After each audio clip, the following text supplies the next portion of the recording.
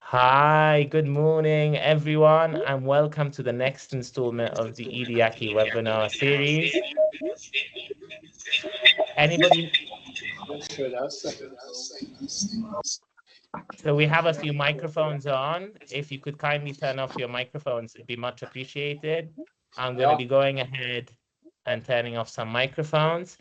That's a good beginning for our housekeeping, where we do ask audio and video settings. Please turn off your cameras and mute your microphone. This session is being recorded. Access to the recording via shared link will be shared with you all afterwards. The presentations will also be shared after the event is finished. And please do use the chat to ask any questions you may have. They may be addressed live during the Q&A session, or we'll come back to you later to answer them. Captions are also available. Kindly click on More, then Language and Speech, where you'll find an option to turn on live captions. Please do ask questions. It's a discussion today, and we really want to hear your opinions, your voices here. Okay. Ventilation stands as a cornerstone of indoor air quality improvement. Unlike outdoor air, where the only real solution is to eliminate pollution sources, indoor air provides a unique opportunity to control and enhance air quality through targeted ventilation strategies. Given that Europeans spend an average of 90% of their time indoors, and that vulnerable populations such as the elderly and children are often exposed to pollution levels 2 to 3 times higher than those found outside. Optimizing ventilation is not just beneficial, it is essential. Proper ventilation can also reduce the risk of airborne disease transmission by up to 50%, underscoring its vital role in public health, particularly evident in the wake of the COVID-19 pandemic. Against this backdrop, the LEARN and EDIAQI projects are proud to present the latest installment in the EDIAQI webinar series. This session will delve into key issues related to ventilation, the risks and dangers posed by inadequate ventilation in terms of pollutant exposure and consequent health impacts, the need for tailored ventilation strategies that account for the specific requirements of vulnerable populations, particular pollutants, and unique environments, and how various forms of ventilation can be optimized and implemented effectively in different settings.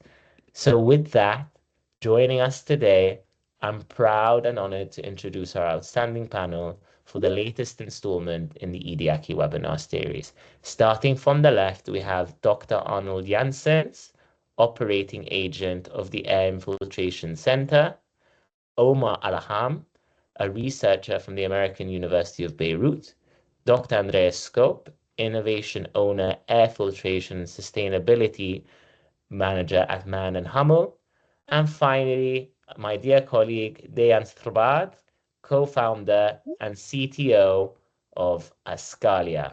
So with that, I'll do a quick run through of the agenda, and that will be all from me today. Welcome and introduction. I just did that. The AIVC perspective, advancing energy efficient ventilation for enhanced IAQ with Arnold. Innovative and energy efficient ventilation solutions, the motion harvesting approach in Beirut's Salam Salam tunnel, optimizing filtration and absorption technologies to improve IAQ for vulnerable populations with Andreas, and the role of filtration technologies in IAQ, insights from the EDIAQI filtration pilot with Dejan. And we'll have a panel discussion, and then we'll love to hear from you all to contribute to the discussion during the questions from the audience portion. And finally, some concluding remarks with a little bit of marketing from the EDIAQI side. So with that, I'm proud and honored to give the floor to Dr. Arnold Janssens for his presentation. The floor is yours, Arnold. Take it away. Okay, thank you, Alex, and thank you for inviting me to this webinar. So I'll first give you some information on AIVC. AIVC's history goes back to the 1970s, when there was a limited interest and almost no knowledge on ventilation, air infiltration, and indoor air quality in most countries. Some countries were ahead, but around that time, following the energy crisis in the 1970s, the IEA created technology collaboration program named Energy in Buildings and Communities. So with the aim to bring researchers together and collaborate among some teams. And one of the first was at the time named the Air Infiltration Center, created in 1979, mainly with the aim to create more knowledge about the energy impact of air leakage in buildings. But then later on in the 1980s, this annex became the Air Infiltration and Ventilation Center, AIVC. And it has been existed since then, where different researchers bring their knowledge together. So next slide, please, Alex. So today we have a vision to be the world's primary information center on energy efficient ventilation for good indoor air quality, with a mission to advance the worldwide knowledge and practice of energy efficient ventilation and air infiltration control of buildings in collaboration with other organizations and international technical experts. We have 16 member countries at the moment, organize annual conferences and workshops, organize also frequently webinars, and we publish technical notes, ventilation information papers and newsletters. And all this information is available on our website, which you see on the slide. So if you want to delve into this information source or want to participate in our events, and you see, for instance, that our next event is within 2 weeks with a workshop in Stuttgart, or you want to subscribe to our newsletters, please visit our website. But now, since this webinar is dealing with effective ventilation strategies, I'd like to start with a definition of ventilation. Next slide, please. Yes. So you see here an overview of definitions from our own FAQs and some definitions from international standards. And what all these definitions say is that ventilation is a process by which clean air, and normally this is outdoor air. In some of the international standards, this is also explicitly specified that ventilation is a process of supplying outdoor air. This air is supplied intentionally, so by purpose-provided systems or openings, and it also removes stale air. And this may be accomplished both by natural or mechanical means. Some of the standards, as you see, for instance, the international ISO standard also specifies that supplying and removing air is with the purpose of controlling air contaminant levels, humidity, odors, but also temperature. So in case of when ventilation is used to remove heat. In relation to indoor air quality, ventilation is one of the means to control indoor air quality. The most important one, apart from ventilation, is of course also source control. And then it can also be complemented with filtration or air cleaning. Typically, ventilation should reduce the health risk from a specific air pollutant by diluting it, but it should also establish a certain desired perceived air quality level. And current standards and many national ventilation regulations are based on ventilation rates required for perceived air quality, because at these rates there's a consensus that concentrations of other contaminants are sufficiently reduced in many buildings where the indoor environment is defined by human occupancy. So with that, we know what ventilation is. The next slide is about how much ventilation is needed then, and you see here the concept which is used in most international standards to calculate the design ventilation rate, which is based on establishing a sufficient level of perceived indoor air quality. And you see that the ventilation rate is calculated taking the occupancy into account and accounting for a minimum ventilation rate per person, but also taking the other load of the building into account and accounting for the floor area of the building and a certain minimum level per square meter floor area. And this establishes the ventilation rate needed in the breathing zone, ventilation rate with outdoor air. And the ventilation rate can also depend on the indoor environmental quality category, which can be defined by the designer or the builder. And this depends on the level of expectation in relation to indoor environmental quality. Is it high, medium, moderate, or low? Type of buildings which are taken into account here are either very low polluting buildings, low polluting buildings, or non-low polluting buildings. So these all define the total ventilation rate required for a certain space. To give you an example, a typical value for an office with a medium indoor environmental quality for a low polluting building is 40 liters per second per person according to the European standard. And it should never be lower than 4 liters per second per person to also reduce exposure to contaminants with health risks to a sufficiently low level. So this is how design ventilation rates are defined in international standards at the moment, and in most national ventilation regulations these rates are typically also used to set requirements for ventilation. But having these design ventilation rates don't necessarily mean that the buildings need to operate at those rates. Ventilation may be controlled in a smart way, and this brings me to my last slide.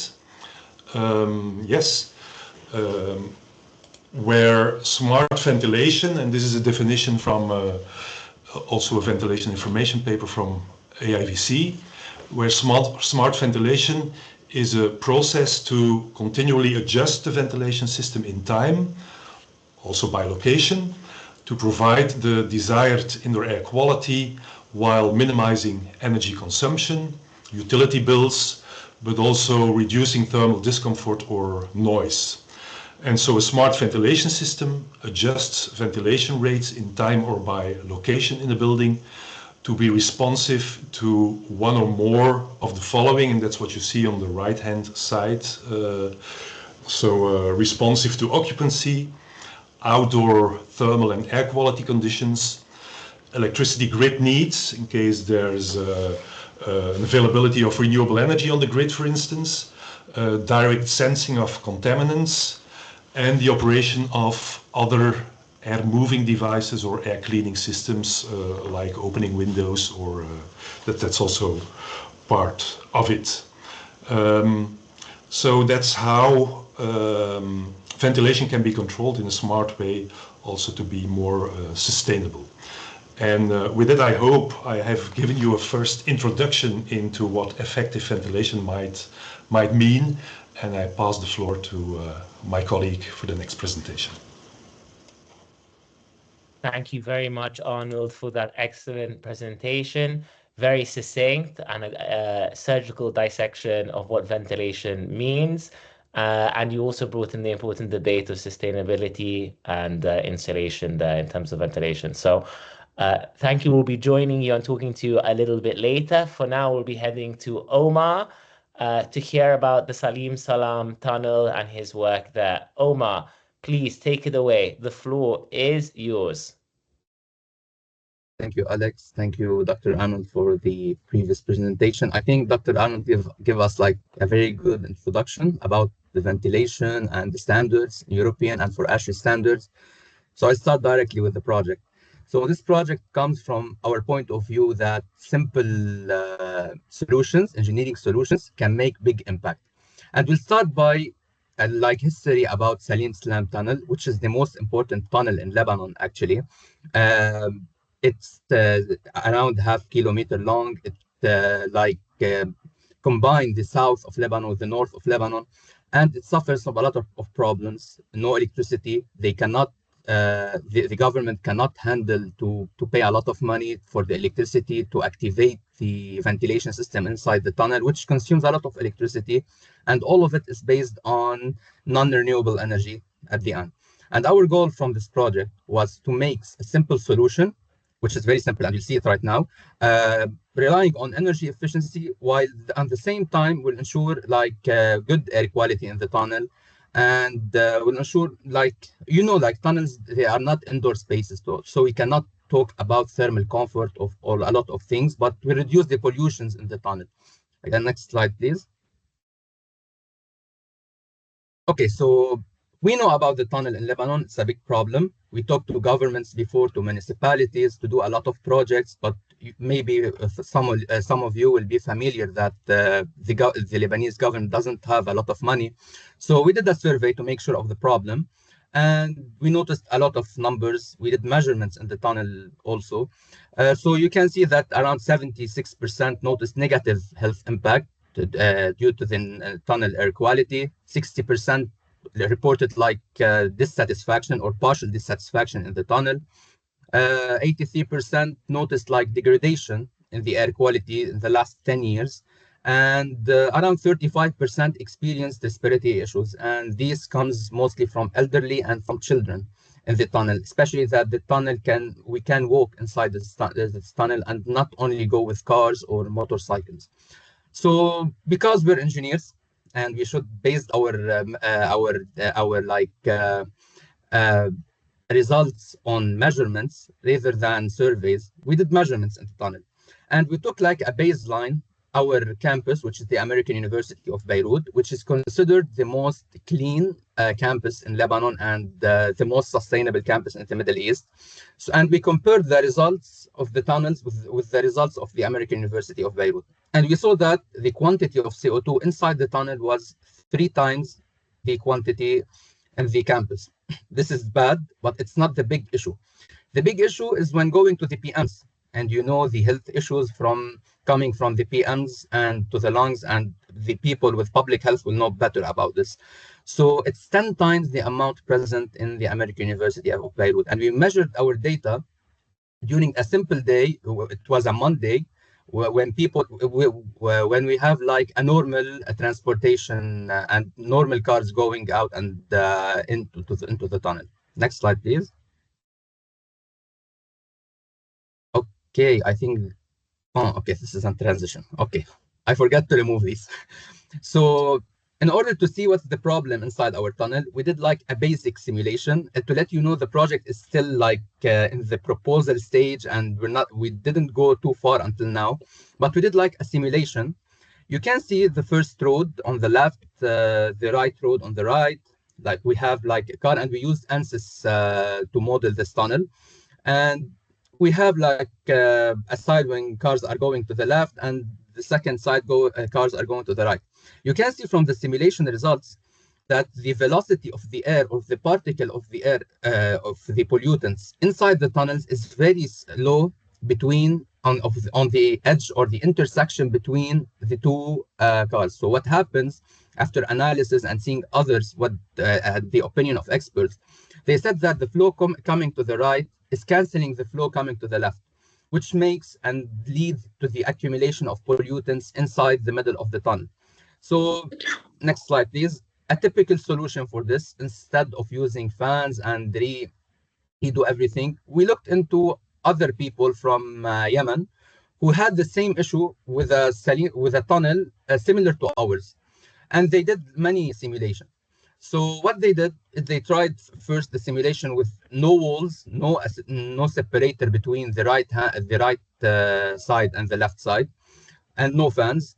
They implemented a wall with no fans. They implemented fans with no wall, and they used both. You can see here that the effect of reduction in pollutants of the wall was bigger even than fans.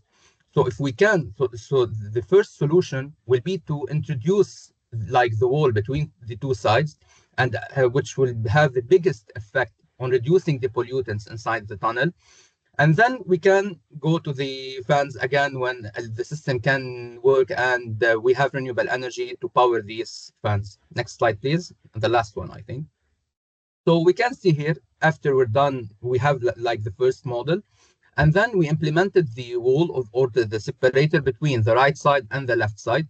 You can see that the velocity, you can see this on the scale on the right, that the velocity of the air between the two sides increased from around 4 meters per second at the beginning to around 20 meters per second when we have the separator, which means that the pollutants will go with the flow to be out of this tunnel. And this is why we named our project, or we give it the name motion harvesting. We are using the motion of the cars to be able first, we are using the separator to reduce the area, and then relying on or harvesting the motion of the cars to take the pollutants outside the tunnel. So this is a preliminary study. We need to do a lot of more simulations to take each particle aside the PM, because the characteristics are different, to test everything aside, and we can go with better results. Thank you very much. This was, I hope I was able to give it in 5 minutes. Okay, thank you. You did a fantastic job of being very succinct and at the same time impactful. Thank you very much, Omar, for that very nice example of the different ways that ventilation works. We'll be going back to Omar to ask him some more questions about the tunnel and his work in a little bit. But now we'll be heading to Andreas from our sister project, the LEARN project, and the member of Man and Hummel. Andreas, please, the floor is yours. Take it away. Okay, hello everyone. Thanks for the kind introduction, and thank you for the first two interesting presentations here. And I will pick up some topics already mentioned by Omar. He talked about PM10 and PM2.5. He talked about gases. And my session today here is on optimizing filtration and absorption to improve the air quality, and especially for LEARN, the project I represent today, the indoor air quality. So I am with Man und Hummel, a provider of filtration and adsorption solutions. If you go to the next slide, please. Yeah, I mean, this is not new, and this is representing more or less the state of the art of the understanding what risks are linked to airborne contaminations. And as a rule of thumb, you can maybe formulate the smaller the particles or the molecules, the more dangerous they are. And I mean, PM10, that's usually something you can barely see, but still can enter your respiratory tract. And then if you go to PM1 or maybe even smaller ultrafine particles, there's medical evidence that there are risks involved. And many of the ideal cluster projects actually look into those effects of PM contaminations. And also don't underestimate the gaseous molecules. I mean, the contaminations we see every day outside in the ambient air, but especially indoors, can cause like eye, nose, throat irritations, or are linked to organ damage or cancer risks. So what can we do against this? And then if you can click once, Alex, this is a more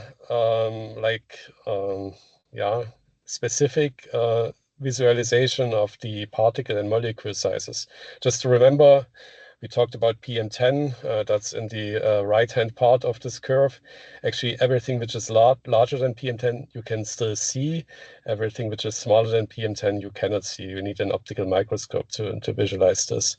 So, and how can we now do something against those contaminations? And that's actually a part of the LEARN project, the remediation part. So for the coarser particles, if you click once, you can use like simple particle filters. That could be same or similar filters and filter materials you use in your car for your pollen filter. And as the name implies, it's perfect for pollen. But if the particle sizes get smaller, then they are struggling a little bit. But also for those challenging particle sizes, there are solutions available. If you click once more, there are the so-called APA, HEPA, or ALPA filters. So HEPA stands for high efficient particle separation, and ULPA for ultra efficient. So yes, you could then say, why not using HEPA and ULPA everywhere? I mean, they of course come with a challenge, and that's energy consumption. If you remember the first talk, like it's not only about the filtration and providing the best air quality possible, it's always about energy efficiency and sustainability. So that's why if you are in a hospital, in a surgery room, in a clean room, then of course you will take an HEPA and ALPA filter. but in other environments, it might be a bit more tricky. And then if you click once more for gaseous molecules, I mean, there are solutions available. The classic approach would be activated carbon filters. And then the next slides will talk a little bit about how to combine that and how to make the filtration separation solution suitable for the specific use case. So on the next slide, you see, okay, there are filters, and in the first two lines of this table, you see some filter classes. One is talking about the more up-to-date ISO. The second line is the slightly outdated EN classification. But there are a lot of filter options and filter material options available. What is interesting is that many people think, okay, the molecular leftover, the airborne molecular contaminations are super tricky and super difficult to handle. That's actually not true. I mean, there are a lot of solutions available, not only activated carbon, but activated carbon is by far the most prominent adsorption solution. And it works either on a physical physisorption basis, where you just use the pore structure of the adsorbent to trap the gas molecules. Or, and that's pictured in the right-hand side of the slide, you can also chemically modify your adsorbent so that the adsorbent surface enters a chemical reaction with your contamination, and then it's a very stable and irreversible adsorption effect. And then if you click once more, that's actually already my last slide. The message and also the opportunity I want to explain today is that there are a lot of combinations of different filter materials, filter sizes, filter stages to achieve the best and the most suitable filtration separation solution for a specific use case.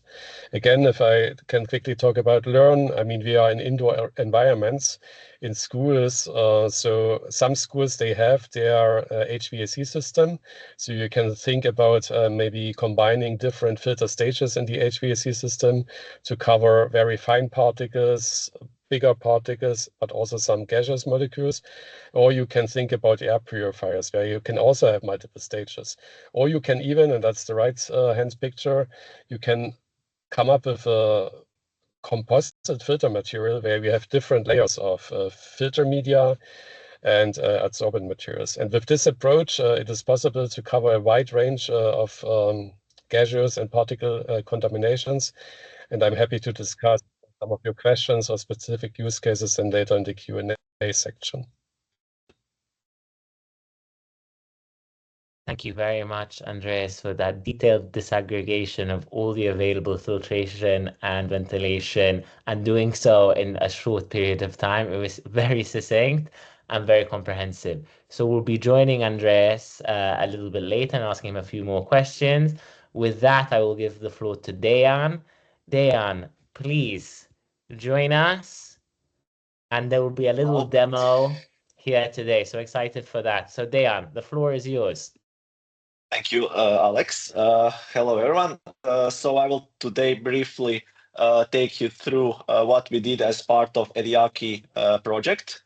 We had a filtration pilot, and as part of this filtration pilot, we were looking into options on how to most efficiently do the filtration, and we created a digital twin in order to help people experiment themselves. Whatever we do within EDIAQI project is mostly aimed on consumer grade filtration systems, different sensors and everything else you can basically get for quite cheap, and it's accessible to everyone. We are also looking into the effects, for example, of filtration systems that you can buy in nearby shop, basically, which again have some kind of specifications, but we were looking into the efficiency of such systems and how to improve them by using machine learning, or like I said, to make air quality available to everyone so everyone can experiment and make their environments better. I don't know if the slides are stuck for everyone, but we are still on the first slide. Okay, thank you, Alex. So the aim of our project, of our pilot, was to develop physics-based models that simulate real-world environments to better understand indoor air quality.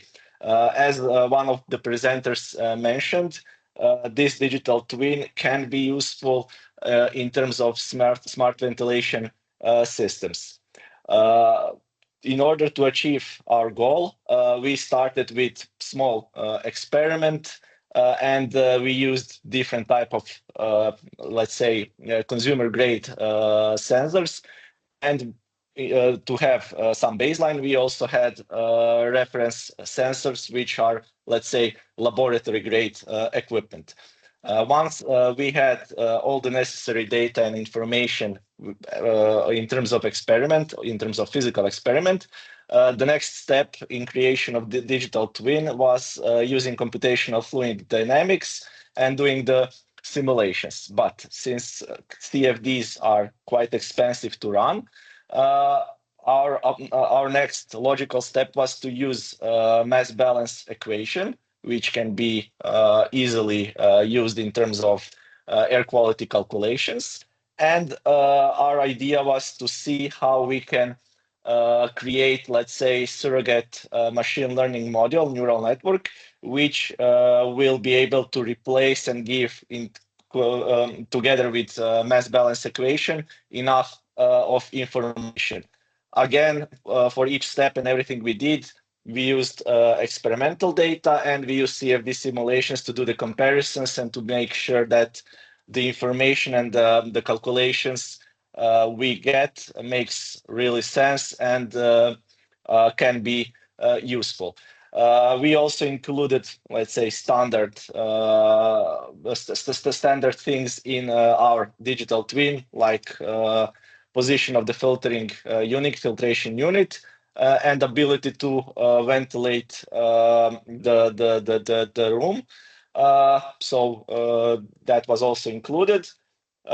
Machine learning models were created, and maybe the most important thing, as you probably all know, the geometry of the room which is being ventilated or monitored is quite important. So again, we looked for options which are available to all of us. So we went and we did all of our tests with 3D scans made with mobile phones you all have, and the only thing the mobile phone needs to support is LiDAR system, which in most of iPhones today is available. So again, to recreate the 3D geometry, to get the CAD model, which is being used further in simulations, we used LiDAR, created point cloud model, and from point cloud we went to CAD model, which is good enough.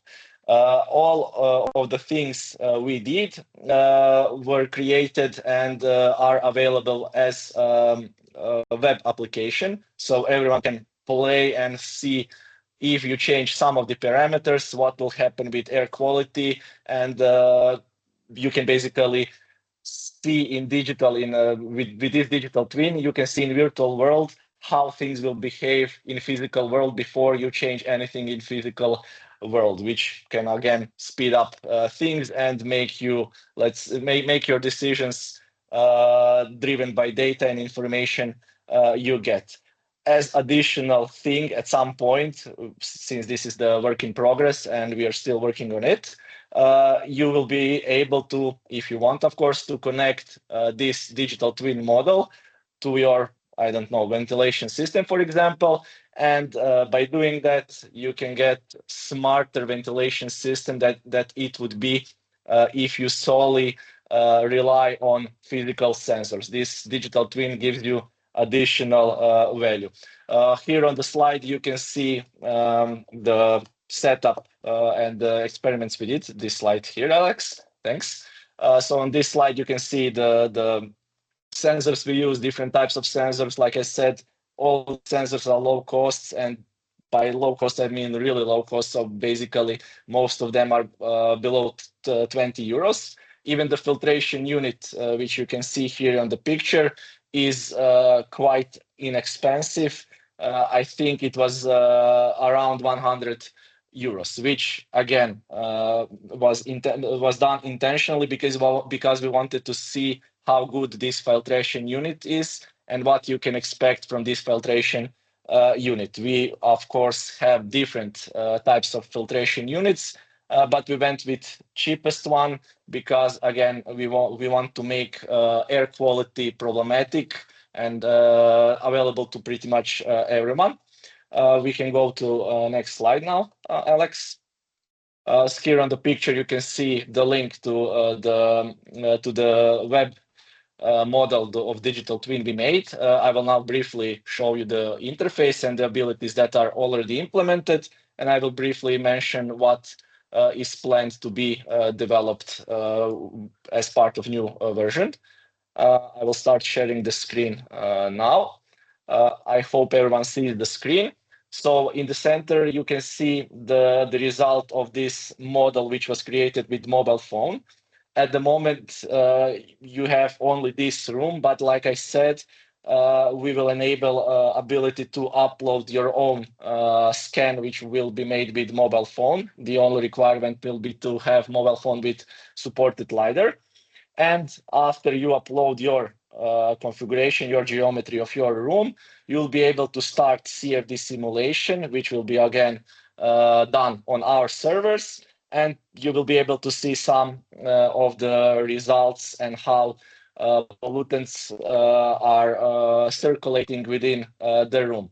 At the moment, you can change a bunch of different parameters regarding the air quality and pollutants. And based on these changes, you can run simulation and see what will happen for the room we used as part of tests within our pilot. In future, of course, you will be able to play with all of these parameters. There's a lot of them, as you can see on your own geometry. Again, important thing to mention, here you need to manually enter this information, but in case of smart ventilation systems, or if you have, let's say, smart home or a bunch of different sensors, this information can be acquired automatically, and simulations can be done in near real time.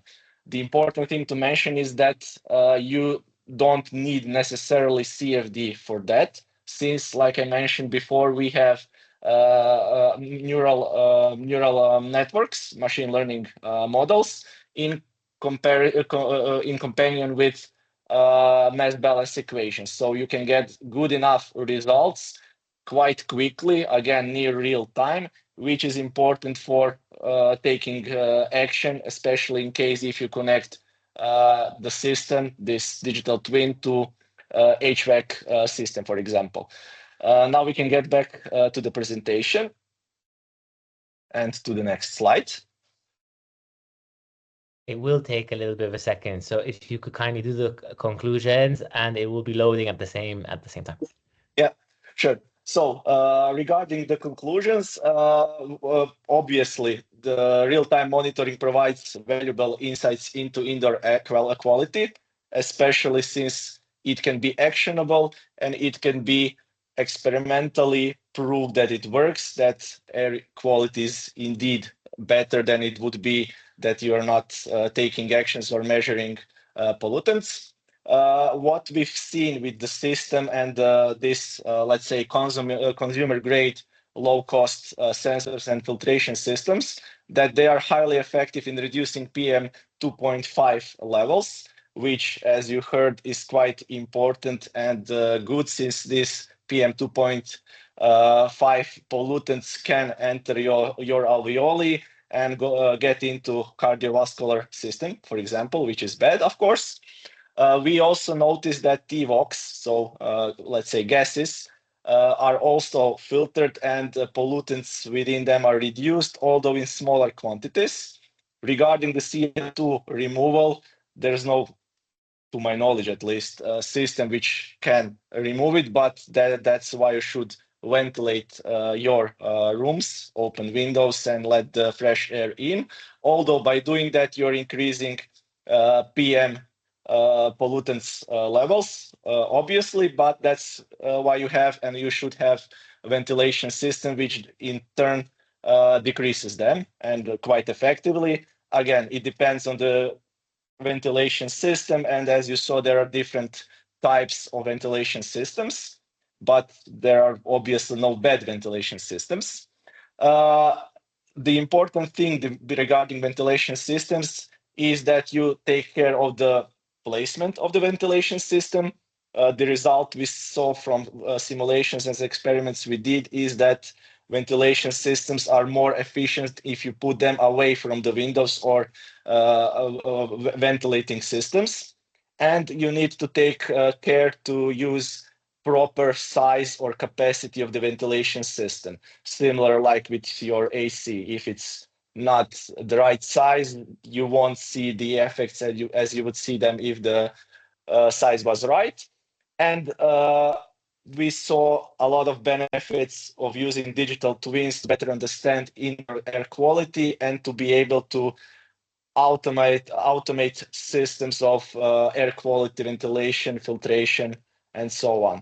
So that's pretty much it for now. If you have any questions, feel free to reach us. Follow us on website, LinkedIn, I mean the EDIAQI project, since we are regularly publishing what we are doing and all the information about things we are working on. Thanks.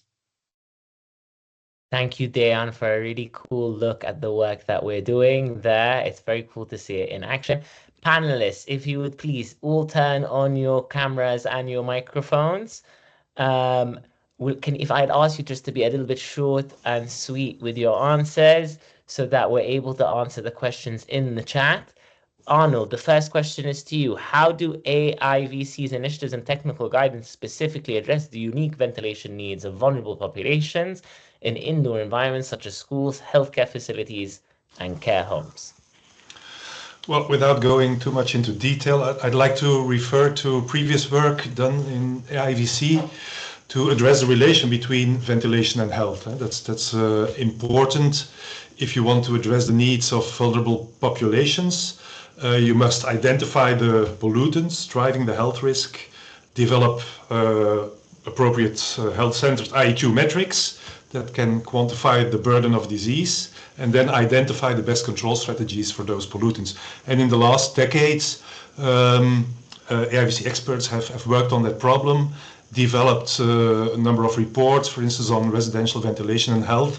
Most of this work is related to living in houses, because that's where we spend the most of our time, of course. And for instance, colleagues have developed DALI's, the Disability Adjusted Life Year, as an air quality metric. So I'd like to refer to reports related to that. We're also still in preparation of a new tech note on this problem. And in relation to schools, I'd like to refer to conference and workshop sessions. Also in our next workshop in Stuttgart in 2 weeks, we have a dedicated session with case studies of schools and care facilities, where monitoring studies and intervention studies will be presented. Also with quite some attention to exposure to particulate matter, because that is based on our research and our reports, the most important contaminant of concern. And what is also important to mention in relation to the indoor environment and ventilation in schools is the relationship between ventilation and cognitive performance in schools. And that's also a techno which is now under development and which will be published later this year, on the impact of indoor air quality on pupils' cognitive performance based on a literature review. So that's a very short overview of which initiatives tackle these issues. Thank you very much for a look. I call on everyone to take a look at AIVC's website and their work for a little bit more information there. Omar, if you could be short and sweet as well, please. In tunnels with heavy traffic, like Salim Salam, tunnel where the natural ventilation is limited, how does your project offer scalable solutions that can complement or enhance existing air filtration technologies? Thank you, Alex. Yeah, actually, we know that it exists in the tunnel like an air filtration system or a ventilation system already installed. And we know that when we have a heavy traffic inside the tunnel, the velocity of the cars won't be enough to take the pollutants out. So we can rely on an integration of both, like a control system that measures the traffic or the velocity of the cars that go into the tunnel and decide if we turn the fans or to turn them off. We may also use a VRF, like a frequency drive, variable frequency drive added to the fans to adjust the velocity, not to always be turned on full power. So we can make a lot of energy reduction and energy savings when implementing our solution with the existing air filtration system. Thank you, Omar, for that answer. It's very interesting practical example there. We'll have another question for him in just a second to ask a little bit more about that, but we're going to go to Andreas here. What specific challenges have arisen in developing filtration and absorption technologies that cater to the needs of vulnerable groups? And how can these challenges be addressed? Yeah, thanks for the question. I think there is a similar question, the same direction already in the chat. So I think one of the biggest challenges from our side is to actually find a balance between a very good remediation solution for good indoor air quality in combination with affordable cost and energy efficiency and sustainability. And that's not easy, even in well-developed countries where our cohort studies take place, Belgium, Denmark. There are some constraints regarding, okay, what are the available options to implement a filter? In many schools, there is no stationary HVAC system, so you have to come up with different approaches. And then schools are still concerned, especially here in Germany, about the running cost for an air purifier, like for running an air purifier. And that's why, I mean, one point I already mentioned in my talk, it is super important to have an energy efficient solution. So HEPA is maybe not the best approach for those target audiences, just from a cost and sustainability aspect. And studies show, and also some of our results in LEARN show, that even with lower efficient filters and a good air exchange rate, you can achieve reasonable indoor air quality levels. And then combination with like customized adsorption filters or adsorption layers can then at the end provide hopefully a solution which is accepted by the schools and also by the kids and their parents. Andreas, I think thank you very much for that answer. I like that a big theme today has come out is the sustainability of all these absorption and filtration technologies. In fact, we've had all speakers mention that today as well. Dayan, if you could be short and sweet, please, as well. What have been the key findings regarding the effectiveness of current filtration systems in reducing pollutants that pose heightened risks to vulnerable groups? Okay, so regarding our key findings, even the cheapest of filtration systems available on the market, they are really effective in removing of PM 2.5 particles, which are quite harmful. They obviously remove less effectively, but they do filtrate TVOx and other particles and pollutants. It is, of course, important to ventilate your rooms, use filtration systems, but before installing them, keep in mind their size, capacity, and it would be advisable to read the manual before installing them to make them as effective as possible. Thank you for that very good practical advice there, Dayan. This will be recorded, so if you need to go back to this for the advice, that it will be there. Arnold, even shorter and sweeter, if you may, given AIVC's expertise in energy efficient ventilation, which has been a very big theme of today, emerging advancements in ventilation and filtration technologies, how can emerging advancements in ventilation filtration technologies be taken into account in European policy agendas? Well, I think by participating in policy supporting research projects, I mean, many of the experts within AIVC, they are active in standardization and policy support, and within our activities, conferences and workshops, experts from research, industry, but also policy making meet each other, and by exchanging the newest information, this can be added to the policy agendas. Just to give some examples, a couple of years ago, some colleagues contributed to a study to investigate the feasibility to introduce inspection of standalone ventilation systems in buildings within the Energy Performance of Buildings Directive. And this study has contributed to some of the new articles in the EPBD revision that was published last year. For instance, an article on inspection, and that's how research contributes to policy making. Also, as I've shown also in my presentation, number of experts within AIVC are involved in standardization committees.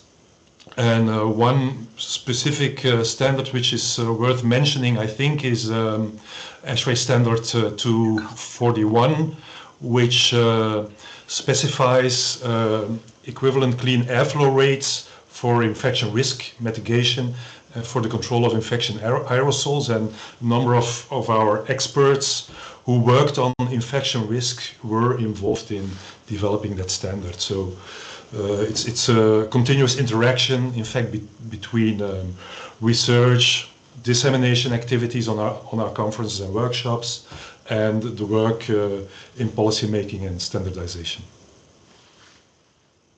Thank you, Arnold. The Energy Performance and Building Directive is a critical one for indoor air quality. I tell everybody to take a look at the document where smart ventilation, for example, is seen as a cornerstone for indoor air quality management.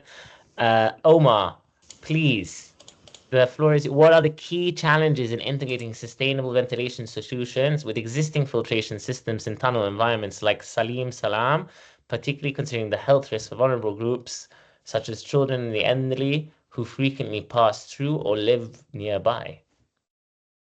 Okay, thank you for the question, Alex. Very important question, actually. As I mentioned before, part of our survey was the people who participated in the survey were diverse.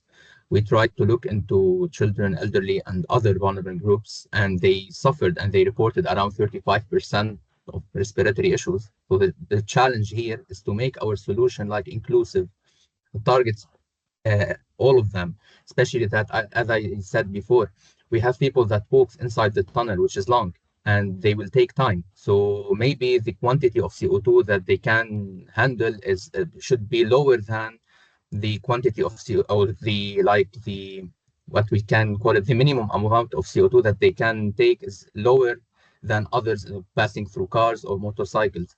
Especially for children, the requirements are different. So we need to look into these and try to make our solution more inclusive to them and to ensure that it suits all of them.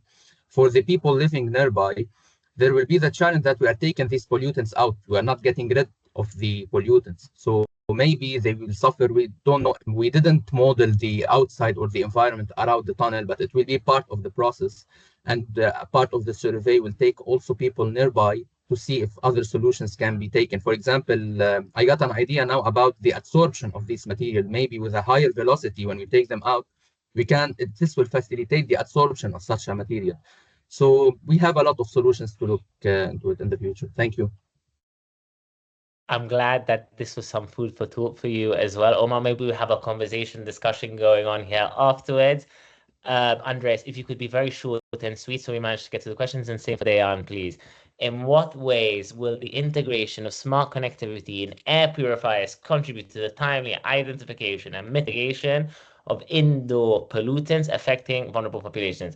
As you can see, vulnerable populations is a big, important topic for us, of course. Exactly, and also for LEARN. So actually, we are working on sensor solutions to identify and to measure ultrafine particles and also VOCs, which are affordable and can be combined then with air purifiers or stationary HVAC units. And if that would be successful, and we all hope that this will become available soon, then you could control your air purifier or also your stationary HVAC system in a way which is really helpful for both the indoor air quality levels, like targets, like if the sensor identifies a certain VOC, then you turn on only the adsorption stage, which is optimized for that specific gas. And then so you achieve best indoor air quality with lowest cost for energy. So that's the final ambition. There's a long way to reach that. But hopefully with the results of the IDEA cluster, we will have better prerequisites than to think about such concepts. United together in our efforts to improve indoor air quality throughout Europe, and we're proud to contribute to that. Dejan, if you'd be very short and sweet, and if you'd kindly stay an extra 5 minutes today so we can just answer a few questions. In what ways can feedback from end users, particularly in settings serving vulnerable populations, influence the design and implementation of future air filtration technologies? Thanks. I would focus only on one thing, since we are short with time. And that thing is that we obviously cannot, and it's not healthy to live in sterile environments. We need to be exposed to pollutants, but to normal levels. So the thing that would be important for that we don't need perfect ventilation systems, at least maybe not in our homes. So one of the most important informations probably for the manufacturers would be the location of your apartment, house, wherever you live, since based on that, whether you live in rural environment or in city, that you are exposed to different types of pollutants. And based on that different types of pollutants, you probably need different types of filters, because you don't need silver bullet filter, you need filter which, I don't know, if you're living in the rural area, you need filter which is effective with pollens and similar pollutants that are can be found in your environment. In case of cities, probably the biggest source of pollutants are vehicles. So again, different type of filter would be suitable. So that's the information that would be probably the most useful for the manufacturers. The other one would be probably the room size and the placement of your filtration unit, since based on that, manufacturers could design their systems better to achieve better airflow dynamics and better air filtration results. So that would be briefly. Dejan, thank you. Very interesting. Pollen has been a big topic, and there's actually a question on pollen, which will be the first one that I'm going to go to. Well, it's a comment, not a question. If I'd kindly ask for everybody to just have 10 minutes more of your time. And we have a very long question from Rob I'm seeing now in the chat. But firstly, the Timo Haag. Generally, the size of pollen grains range from 10 to 100 and fungal spores from 1 to 30. Therefore, the pollen size class cannot be counted as belonging to the PM10 group. Andreas, because you're the one who mentioned pollen, what is your response to that? Yeah, that's right. So I use the pollen to explain the differentiation between visible and invisible particulate contaminations. And I'm just sitting in my car, and sorry for the bad camera quality here. But it's a black car, and I see the pollen particles on the car paint. But you're right. Like usually pollen are larger than PM10, so they do not count for the PM10 measurements. Thank you for the very practical example there. He was very kind to do it from his car because he had a slight work emergency. And maybe it was meant to happen, so you can have that really good example there. Arnold, are there examples with buildings, and this is from Honey, are there examples with buildings with smart ventilation systems? If so, has the impact, health, energy, etc. been quantified? So do we have any studies with quantified? Yeah, sure.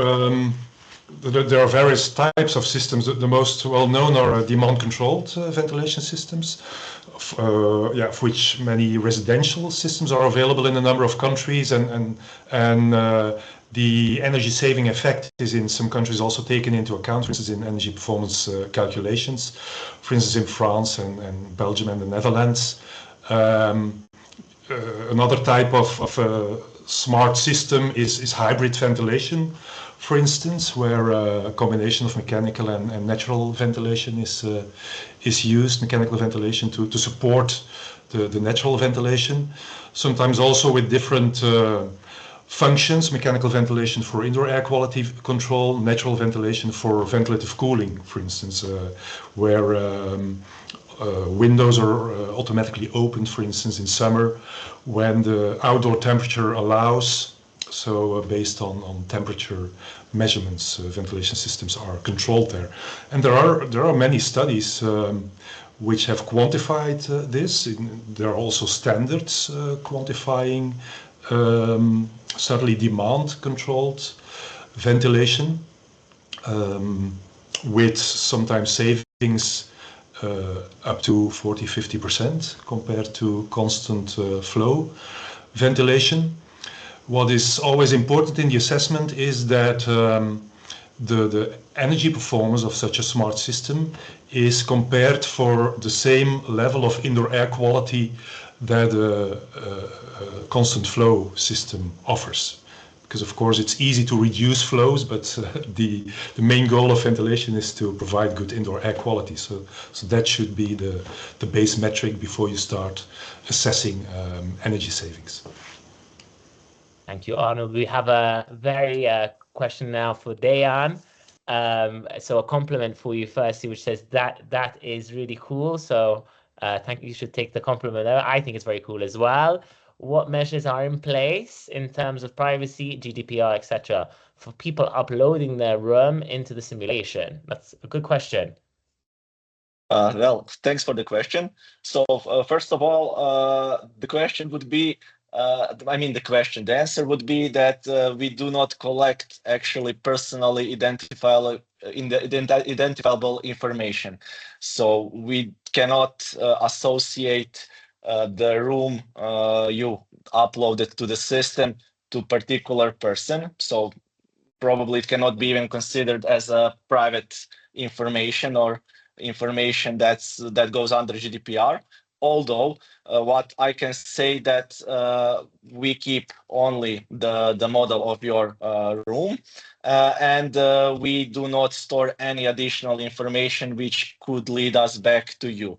We of course do not share this information with any of third parties, and you will have ability to delete the model once you are done with the simulations.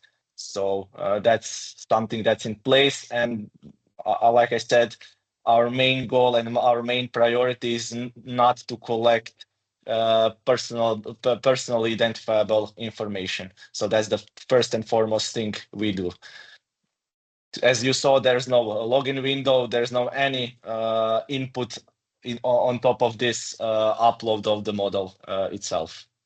So there's no personal information, right? Exactly. This is even safer than when you let your vacuum cleaner to map your home and drive around happily, since you're logged in. Obviously, they're sending data continually. Here, that's not the case. Here, you just upload it, and you will have ability to delete it once you're done with simulations.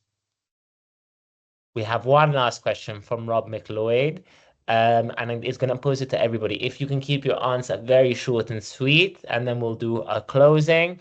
So Rob says, do you think there is a trade-off between pursuing high efficiency heat recovery systems versus filtration, since both processes are leading to high pressure drops in the ventilation system? Perhaps lower efficiency HR systems would allow higher levels of air filtration at a lower fan power, especially in school classrooms, where internal heat gains are quite high. Is any work being done on this or on the use of selective filtration, such that the higher levels of filtration are only used when needed?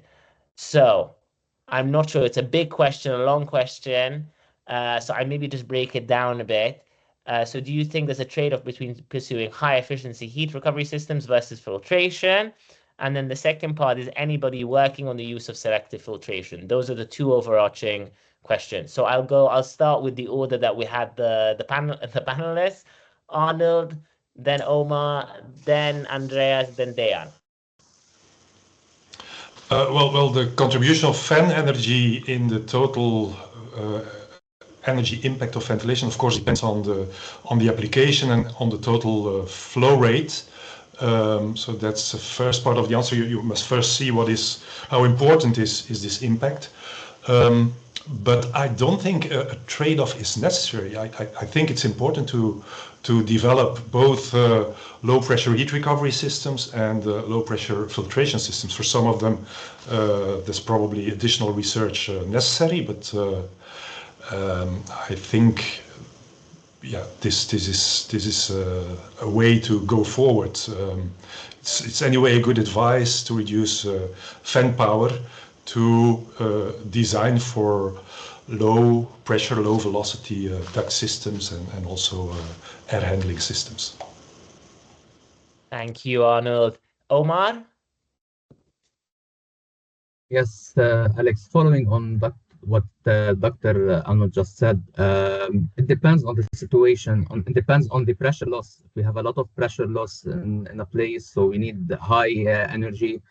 And as mentioned, we can use like some tools to reduce the flow rate if it has a big effect on the energy, like VRF, for example, as I mentioned before. But it depends on the situation. It needs an assessment. And just for the second question about the selective filtration, does it mean like the absorption, selective absorption, something like this? Maybe. That's what I'm understanding as well, that it's reflecting on specific absorption, using one maybe. I like the 3 different types that Andreas mentioned for a particular. That's how I'm understanding it. But then again, I'm not a technical. So Rob, if you're there, please do enlighten us. Yes, but I'll say if this was the meaning. So yes, I work on like adsorption for CO2 and H2O particles using moths and liquid desiccants for dehumidification and the cleaning for air before introducing it to the environment, and something related to personalized ventilation. You can check. I have like one paper about this on Google Scholar. Thank you very much. Thank you very much, Omar, for that really good answer there. Andreas, please, and very short and sweet, if you may. Yeah, so selective filtration, definitely. I mean, I think I talked about this, and yes, it's coming with some challenges. So if you talk about selective filtration, you need then very specific steps or stages in your filtration system, but it is possible, and we are working on that. And so yeah, that would be my short question. And maybe towards the heat and filtration trade-offs, we have been involved in some projects to look into like indoor air quality and the heat and energy flows. And like one approach is also to use the window ventilation in addition to like HVAC or air purifier filtration. And that, of course, has an impact on the heat balance in the room. And there are ways to optimize that. And there are studies and projects on that topic. But very interesting and very relevant. Thanks for that question. He did give us a little bit more of a little bit more food for thought there. I meant using high efficiency filtration plus absorption, etc., only needed, and using coarse filters at times to save energy. Dejan, if you could give your answer to this very short and sweet, and then there's a little marketing and a closing from me. So Dejan, please.